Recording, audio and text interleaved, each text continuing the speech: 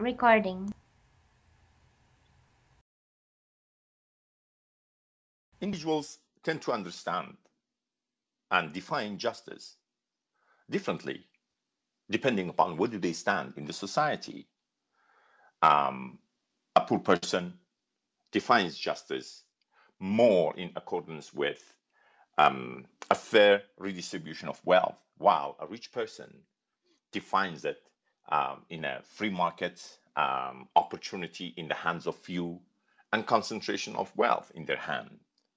A man's definition of justice will be different than a woman, or a black from a white. However, John Rawls, in his theory of justice, he comes up with a design which explains that if we look at the society behind a veil of ignorance that he calls it, and we assume, we stripe people from their color, from their gender, whether they are man or woman, whether they are poor or rich, whether they are black or white, then we can have a system of laws that could serve humanity towards a just society, and it wouldn't lead to such a gap between rich and poor, or a discriminatory environment between men and women.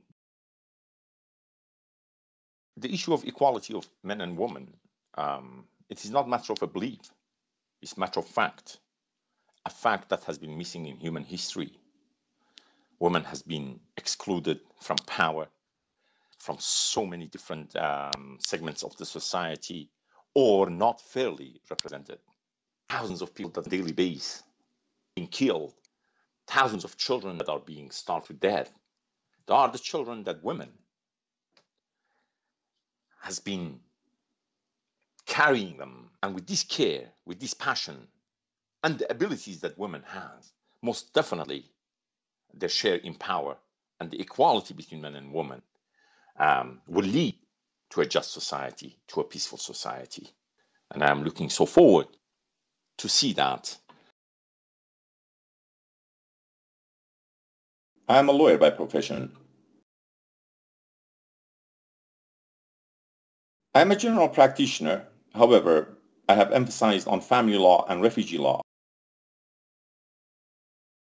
since my graduation in 2003.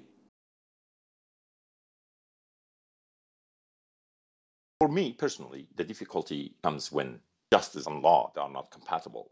I have had simple cases in the face of it, but very difficult personally. I have represented a young man that during the lunchtime took a sandwich from a shop and was charged with shoplifting. A capable man, however, a poor man.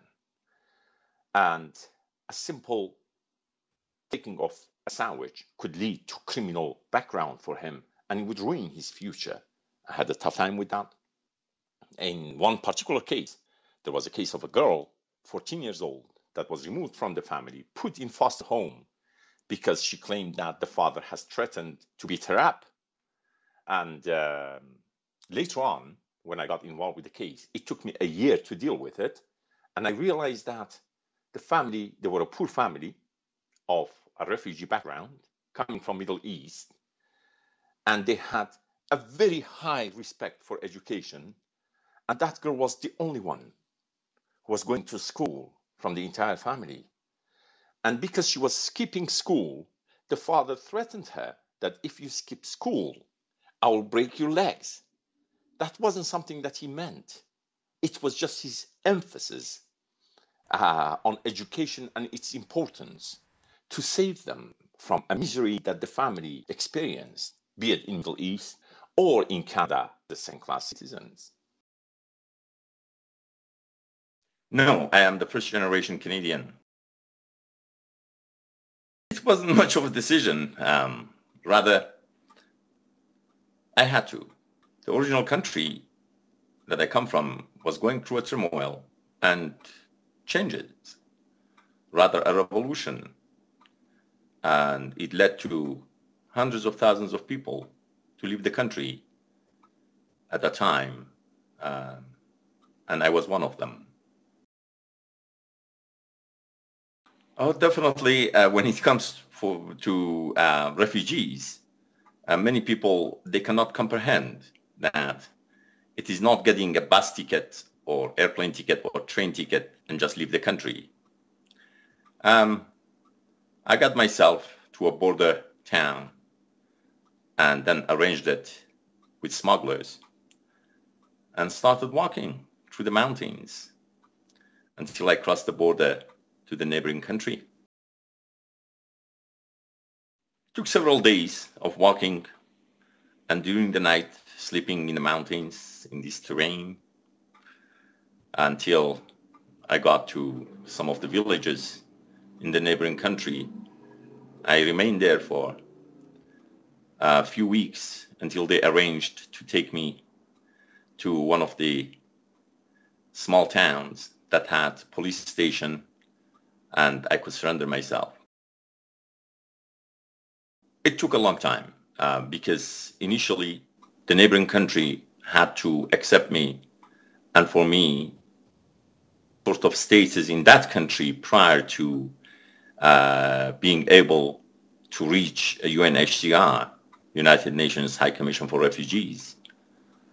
And that took about around 3 months. And after that, they gave my name to UNHCR. And eventually I was interviewed and I was accepted as an asylum seeker, as a political refugee. And within a year and a half from the time that I left my original country until the time that I departed that neighboring country, it took time. Yeah, more or less a year and a half until I came to Canada. For me, it really didn't matter where I go as long as I wouldn't go back. I used to constantly hear these stories from my grandmother, from the neighbors, from mother, that devil lives under the ground. I was determined to find the devil. And it was that summer that I would go behind our house. And I started digging the ground, but the ground was under the pavement of a wall of our neighbor, an older lady. I did a fantastic job of digging. I cannot believe that, how far I went, almost to the point that the wall was about to collapse, that the owner of that house, the old lady, realized what's happening. And it was the time that my mother came to me. I was punished for that. My family, they had to deal with the ground and fix the wall. And my mother simply said that, what do you think that you were doing? I said that, well, I was looking for devil. And she told me, there is no devil. You almost ruined this poor lady's house. It took me a long while to realize that she was right. There was no devil under the ground. I found quite a few of them over the ground.